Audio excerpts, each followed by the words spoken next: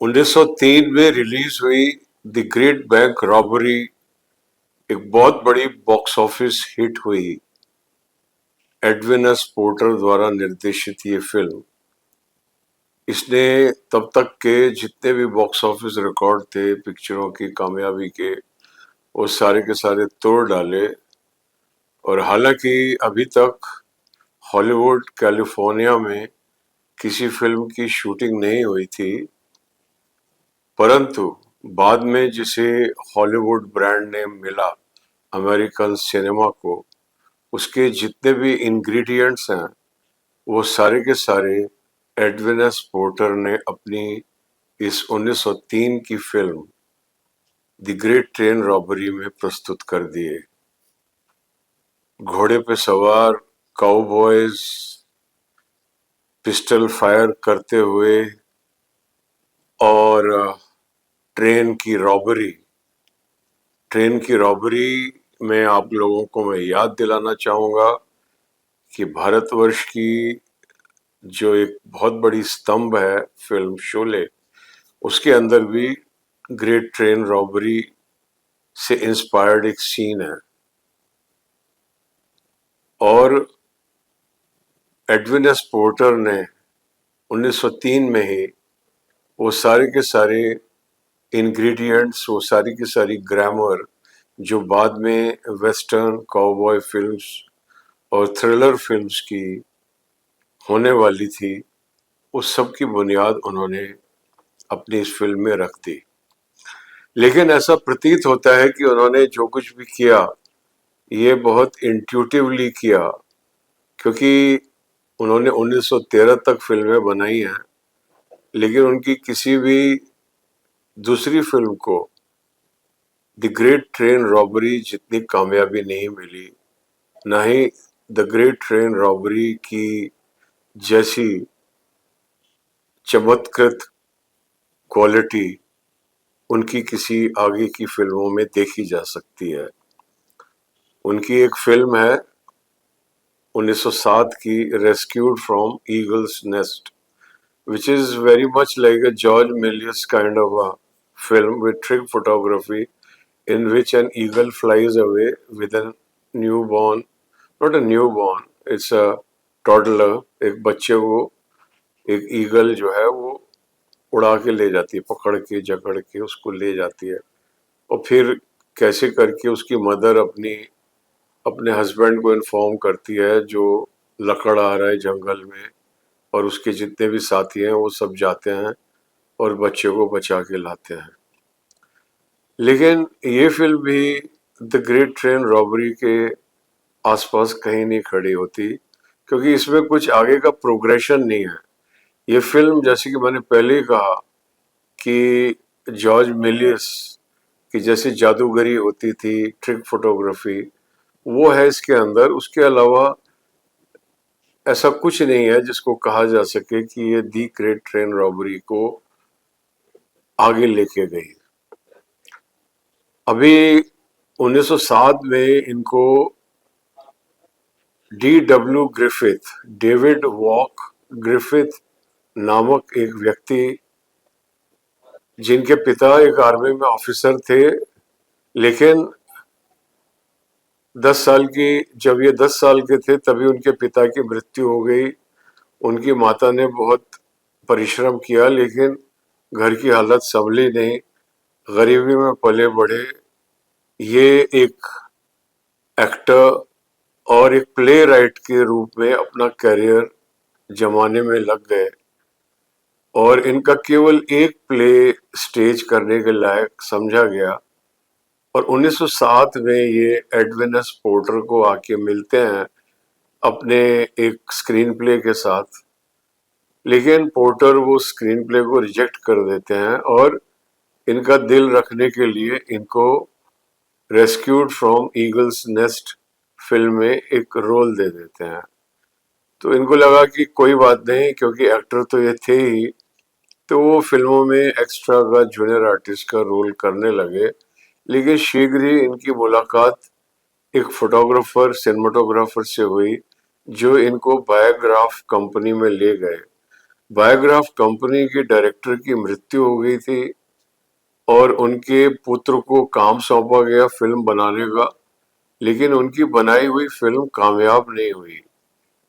तो इनको चांस दिया गया डी डब्ल्यू ग्रिफिथ को। 1908 में इन्होंने बायोग्राफ कंपनी के लिए फिल्म बनाई द एडवेंचर्स ऑफ डॉली, जो कामयाब हुई और उसी साल उन्होंने 80 और फिल्में बना डाली।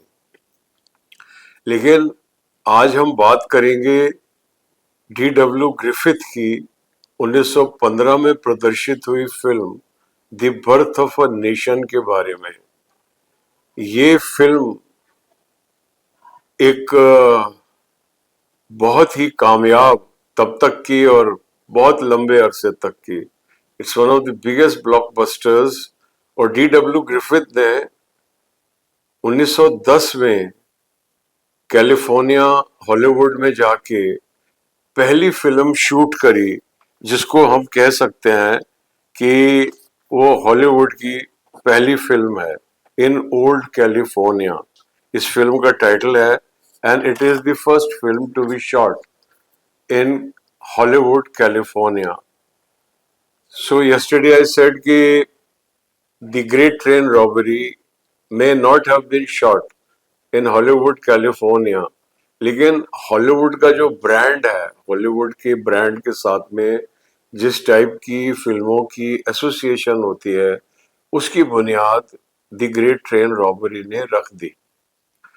डी डब्ल्यू ग्रिफिथ ने अपना ये the birth of a nation based on Thomas Dixon junior's 1905 novel and a play, The Clans, The Clansman। The Clansman नामक एक नॉवल और प्ले पर यह आधारित है, the birth of a nation. और इसकी जो बैकड्रॉप है वो अमेरिकन सिविल वॉर है, जो 1861 से 1865 के बीच हुई थी।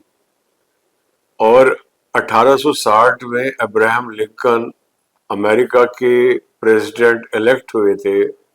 और उस टाइम अमेरिका के अंदर, यूनाइटेड स्टेट्स के अंदर एक बहुत बड़ी कॉन्फ्लिक्ट चल रही थी नॉर्दर्न स्टेट्स और सदर्न स्टेट्स के बीच में over the issue of slavery. Southern states के अंदर स्लेवरी की प्रथा चालू थी, और चूंकि स्लेवरी की प्रथा एक चीप लेबर प्रदान कर रही थी, तो जो वहाँ के धनपति थे, जो भी वहाँ के कंट्रोल में थे, वो लोग इस प्रथा को चालू रखना चाहते थे।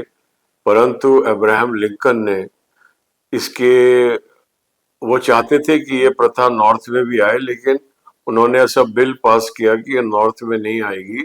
और इसकी वजह से सदर्न स्टेट्स जो थी वो यूनाइटेड स्टेट्स, जो उसको हम बोलते हैं यूनाइटेड स्टेट्स ऑफ अमेरिका, वहां से वो सिसीड हो गए। वहां से उन्होंने अपना एक कॉन्फेडरेशन चालू किया सदर्न स्टेट्स का, और उनको वापस यूनाइटेड स्टेट्स में लाने के लिए ये सिविल वॉर लड़ी गई। तो ये सिविल वॉर जो थी, इसकी समाप्ति पर पूरा का पूरा अमेरिका यूनाइटेड स्टेट्स की छत्र छाया में आ गया, और स्लेवरी की प्रथा हमेशा हमेशा के लिए समाप्त हो गई। ये एक वाटरशेड इवेंट है in the history of United States of America. और इसकी पृष्ठभूमि पर डी डब्ल्यू ग्रिफिथ ने birth of a nation film बनाई, विच वॉज रिलीज इन 1915। अब तक जितनी फिल्में बनी, हमने देखा कि जो लुमियर ब्रदर्स की फिल्में हैं वो लगभग 1.5 2 मिनट, मैक्सिमम 3 मिनट की ड्यूरेशन की होंगी। जो सिंड्रेला है जॉर्ज मिलियस की, वो शायद 5-7 मिनट की होगी। Trip to moon, impossible voyage, जितने भी फिल्में हैं, और the great train robbery itself, maximum it could be 10 minutes. And by 1910, 1914, 15 तक फिल्मों की जो लेंथ थी वो 20 से 30 मिनट के बीच में वहाँ पर अमेरिका में स्टैंडर्ड हो गई थी। और 1905 से वहां पर सिनेमा हॉल, जिनको निकल ओडियंस कहा जाता था, निकल ओडियन, निकल 5 सेंट को अमेरिका में एक निकल बोला जाता है, 5 सेंट का टिकट होता था। और जो वहाँ के जनरल स्टोर्स थे अमेरिका के, which were all across United States of America, इन स्टोर्स के बाहर में एक जगह थी, उन्होंने उसको कवर करके उनको exclusively for motion picture screening के लिए उन्होंने वो निर्धारित कर दिया। और ये निकल ऑडियंस 1905 से लेकर 1915 तक इनकी संख्या बढ़ती चली गई, which is a witness to the growing popularity of cinema at that time. Cinema की जो ग्रोथ हुई 1895 में अपने जन्म से, वो इस प्रकार बढ़ती चली जा रही थी। और 1915 में फिल्म आती है D.W. ग्रिफिथ की, और अब तक उनकी बहुत सारी फिल्में हिट हो चुकी हैं। और इसमें जो एक अभिनेत्री है लिलियन गिश, वो she is known as the first lady of Hollywood, Hollywood की फर्स्ट लेडी के नाम से वो याद की जाती हैं। She starred in this picture and the film, you will be shocked to know, is 3 hours duration. 3 घंटे की फिल्म है ये। और ये 3 घंटे की फिल्म उस वक्त की निकलोडियन सिनेमाज में रिलीज हुई और बहुत कामयाब हुई। और इसने कामयाबी के, और बहुत जगह इसका विरोध हुआ, इसको बैन करने के लिए भी आवाजें उठी, मगर ये सारी रुकावटों को झेलते हुए एक बहुत बड़ी कामयाब फिल्म बनी। अगर इस फिल्म को आप देखेंगे, इसका लिंक नीचे दिया गया है, इस फिल्म को अगर आप देखेंगे तो आजकल की फिल्म में, टॉकी फिल्म में और इस फिल्म में आपको कुछ भी अंतर नहीं दिखाई देगा। सारे के सारे शॉर्ट डिवीजन, सारे के सारे कैमरा एंगल्स, सारे के सारे एडिटिंग के नियम इसके अंदर इन्वेंट हो चुके हैं, अप्लाई हो चुके हैं। तो बड़े से बड़े डायरेक्टर सिनेमा के D.W. ग्रिफिथ को सिनेमा का बाप मानते हैं, फादर मानते हैं, क्योंकि उन्होंने वो सारी की सारी ग्रामर, जिसकी चर्चा हम अपने अगले एपिसोड में करेंगे, उस सारी ग्रामर की उन्होंने बुनियाद रख दी अपनी इस फिल्म के द्वारा। तो फिल्म्स के साथ में जो क्रेज होती है, जो कंट्रोवर्सी होती है, जब भी कोई बहुत बड़ी हिट होती है उसके साथ में कंट्रोवर्सीज भी जुड़ते हैं, उसको बहुत सारी आवाजें उठती हैं। तो वो तमाम शोर शराबा the birth of a nation के साथ हुआ, और इस फिल्म ने पूरा का पूरा फिल्म का इतिहास को हमेशा हमेशा के लिए बदल डाला। पिक्चर पूरी तरीके से सक्षम हो गई एक कहानियां कहने के लिए। और जैसे छोटी कहानियां कह रही थी, लघु कहानियां कह रही थी, मगर अब उपन्यास की तरह वो बड़ी बड़ी कहानियां कहने के योग्य हो गई। और इसीलिए D.W. ग्रिफिथ को आज तक याद किया जाता है, और जब तक सिनेमा रहेगा तब तक D.W. ग्रिफिथ को याद किया जाता रहेगा।